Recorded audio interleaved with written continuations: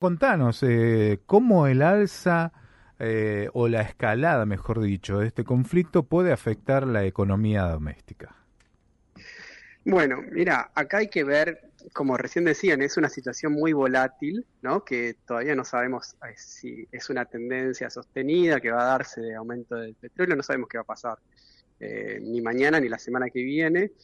En principio, entonces hay que diferenciar lo que es los efectos más de corto plazo, inmediatos, de lo que podría ser un cambio de tendencia de más largo plazo, porque el petróleo en realidad venía bajando a lo largo de este año el precio del petróleo y ahora las últimas, bueno, a partir de esta ofensiva, en estas últimas semanas, repuntó, digamos, no más allá de alguna baja puntual un día.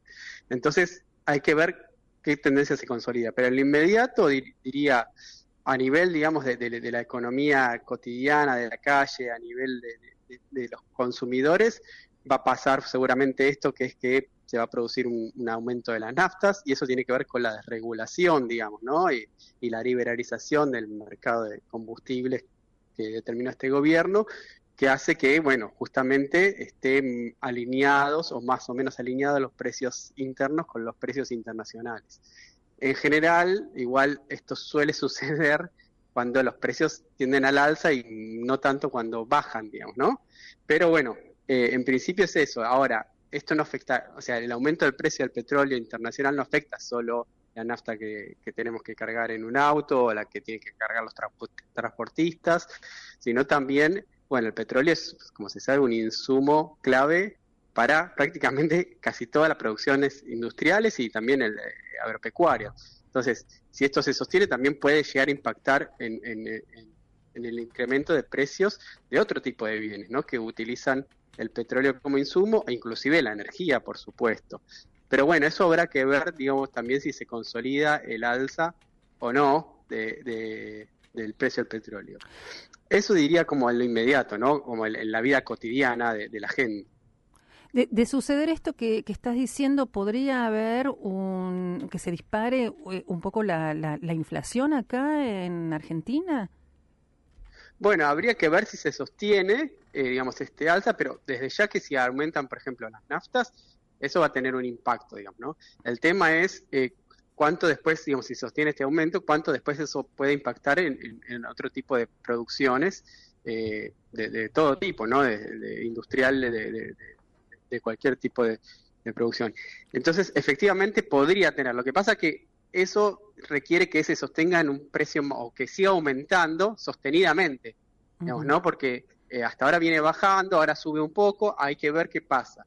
Y hay otro elemento que me parece que es importante destacar, que ya no es a nivel cotidiano, pero sí es a nivel país, que es a nivel macroeconómico y que a diferencia de otras etapas hace varios años, digamos, cuando la Argentina tenía un déficit energético, es decir, importaba más energía de la que exportaba digamos, no lograba autoabastecerse de petróleo, estamos hablando de hace 10 años atrás para atrás. Ahora la Argentina tiene un superávit energético. Entonces, ¿qué quiere decir esto? Que exporta más combustibles y energía de lo que importa.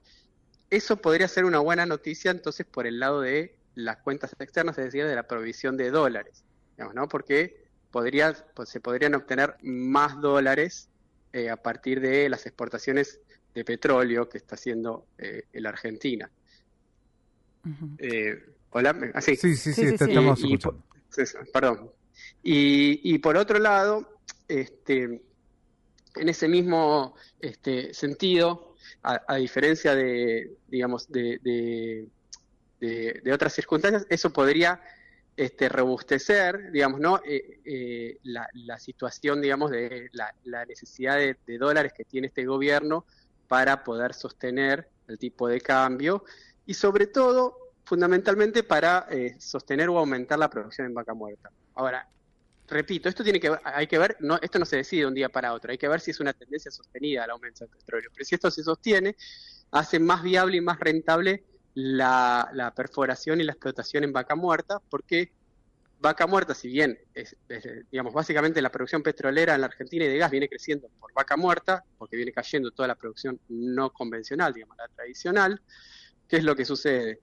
Tiene costos, o sea, se requiere inversiones muy altas, ¿no? Entonces tiene costos relativamente altos. Y hacen que una baja del precio del petróleo, como venía dándose, cuando el precio del petróleo llega por debajo más o menos de los $60, ya, digamos, la ecuación económica de invertir en vaca muerta no es rentable, o por lo menos no es lo que esperan las empresas, y entonces no alienta la inversión.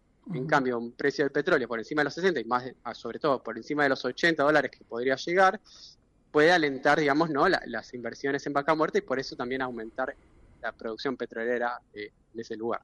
Andrés, con respecto al tema alimentario, ¿es una oportunidad, es una ventana esto para Argentina para exportar quizás alimentos en medio de esta escalada del conflicto? Bueno, habrá que ver. Yo te diría, es relativo, pues de hecho no se sabe, no se conoce mucho, pero Argentina le exporta también trigo, digamos, ¿no? A Irán, es uno de los principales compradores de trigo, entonces también hay que ver qué pasa ahí. Y la realidad es que está todo muy volátil, no solo por este conflicto, sino también por el tema de la guerra de aranceles, ¿no? Que inició Trump en Estados Unidos, y que eso es uno de los elementos que venía haciendo que caiga el precio del petróleo, porque estaba la expectativa de que disminuya el comercio internacional en términos generales. Y eso no es bueno en general para la exportación de materias primas en la Argentina. Ahora, habrá que ver, porque a veces se da que esto, cuando aumentan alguna materia prima, como el petróleo, el resto o parte del resto siguen esa tendencia. Por ahora no se está viendo porque, bueno, como decíamos, ¿no? Esto es como muy volátil, no se sabe cuánto va a durar, se está viendo ahora si Irán cierra el estrecho de Hormuz, que es por donde pasa más o menos el 20% de la producción petrolera mundial. Eso, si se cierra eso, tendría un impacto mucho mayor, hay que ver por cuánto tiempo. La realidad es que estamos en una situación muy inestable, digamos, no diría de un desorden importante a nivel mundial, y entonces se requiere ver qué va a pasar en el largo plazo, ¿no? En el corto, básicamente es esto, bueno, probablemente aumente el precio de las naftas, y veremos qué impacto tiene en el resto de los precios. Por otra parte, este esquema de dólar barato, ¿hasta cuándo es sostenible? No, o sea, es sostenible en la medida en que el gobierno siga consiguiendo financiamiento externo, que tampoco parece que tenga mucho más ahí por avanzar, porque ya ya recurrió a los organismos internacionales, incrementó el endeudamiento con el fondo, ¿no? Que es su principal acreedor, y lanzó estos bonos nuevos, digamos, ¿no? Que en realidad son en pesos, pero que se suscriben en dólares. Pero la realidad es que todavía no tiene acceso a los mercados, digamos, ¿no? Para emitir bonos soberanos como digamos, se cortó en 2018. Por lo tanto, digamos, es imposible saberlo porque si consigue financiamiento lo podrá sostener más, pero sin financiamiento esto no se sostiene porque si uno mira lo que viene pasando, básicamente es que las exportaciones, es más, no solo no crecen, sino que vienen cayendo con respecto al año pasado. Por ejemplo, el mes pasado cayeron un 7%, mientras que las importaciones vienen aumentando más o menos al 40%, ¿no? Entonces ese superávit comercial que la Argentina tenía está desapareciendo, a lo que se suma, bueno, como decías vos, con el dólar barato, ¿no? El déficit en turismo, por ejemplo, lo que gastan los argentinos en el exterior, y la no llegada de turistas, y bueno, evidentemente la Argentina tiene un problema, el principal problema, digamos, macroeconómico viene por ese lado, y se sostendrá en la medida en que el gobierno consiga financiamiento, porque por más que se apunte, digamos, ¿no? a los dólares que pueda proveer vaca muerta, eso primero lleva tiempo, y además a este ritmo igual no va a alcanzar para sostener no alcanza claramente. La semana pasada todo el mundo de las finanzas en el mundo mundial, me refiero, no como genérico de la Argentina, en todo el mundo estaban los ojos puestos en la decisión de la Fed en torno a la tasa de política monetaria, lo que se llama popularmente como la tasa de interés. La Fed es lo que sería el Banco Central. Se conoció en realidad el viernes último, se conoció que el Banco Central de la República Argentina no fijará tasa de interés, es decir, no pondrá el tipo de interés. Explícanos esto bien didáctico para que doña Rosa nos entienda. A ver, bueno, es un desafío, ¿no? Pero eh, básicamente, te someto a digo, prueba. el pensamiento, digamos, más ortodoxo, podríamos decir, en economía, más el predominante, considera que hay dos formas de controlar la inflación, porque para ese pensamiento la inflación siempre es un fenómeno, como dice el presidente, es un fenómeno monetario y solo monetario, ¿sí? Tiene que ver con la cantidad de dinero que circula, que, digamos, entre paréntesis, digamos, no es así, y menos en el caso de la Argentina, que está muy vinculada sobre todo a lo que pasa con el dólar, digamos, ¿no? Pero bueno, cerramos paréntesis. Entonces, ¿qué lo dicen? Una manera es manejando la tasa de interés, con eso yo regulo la cantidad de dinero que hay en la economía, ¿no? Porque fomenta o más el ahorro o más el gasto, digamos, ¿no? ¿Y qué pasa con ese dinero? Si está más en los bancos, por decirlo así, o si la gente está más en la calle, digamos, circula más, y entonces se compran más bienes y servicios. Hay otra escuela, digamos, dentro también de la ortodoxa, que dice que se puede hacer lo mismo, pero controlando no la tasa de interés, sino lo que se llaman los agregados monetarios, que es, digamos, la cantidad de dinero que hay, básicamente, ¿no? Es la cantidad de dinero que tiene la gente en su poder, más las cajas de ahorro, todo lo que se pueda usar en el momento. El enfoque de este gobierno es ese, digamos, es un enfoque de decir, bueno, vamos a controlar los agregados, no vamos a emitir dinero, que no es real, pero digamos, ¿no? Dicen, no vamos a emitir y vamos a controlar la inflación por ese lado, y vamos a dejar libre la tasa de interés. No vamos a tocar la tasa de interés que la defina el mercado de acuerdo a la demanda de crédito. La realidad es que, digamos, esto no lo hace casi ningún país del mundo, digamos, ¿no?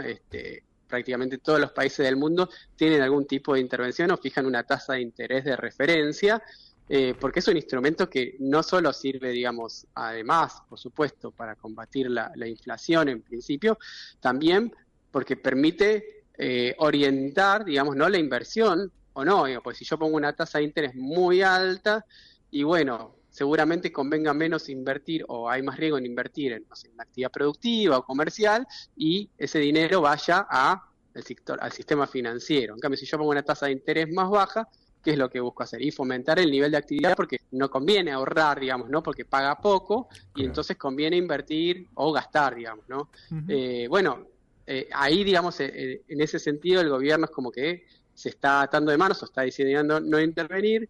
La realidad es que dicen que es para controlar la inflación. El principal elemento que están usando para controlar la inflación es Es el dólar. es el dólar, ¿no? Y Dólar planchado. en segundo lugar, digamos, lo que se llama el ancla salarial, que es Ujú. evitar que los salarios aumenten por lo menos, primero que no aumenten o que no aumenten más de un 1% mensual, ¿no? Ujú. Y todo eso basado en un consumo popular que no repunta. Ujú. Este, Bien didáctico y claro lo he entendido, doña Rosa. Aprobaste esta evaluación. Andrés, te Me alegro. agradecemos muchísimo por la conversación, la charla. Ha sido muy didáctico. Esperemos que, bueno, lo que analizábamos que podría ser como inminente riesgo en lo internacional no suceda. Muchas gracias, ¿eh? No, gracias a usted por la comunicación.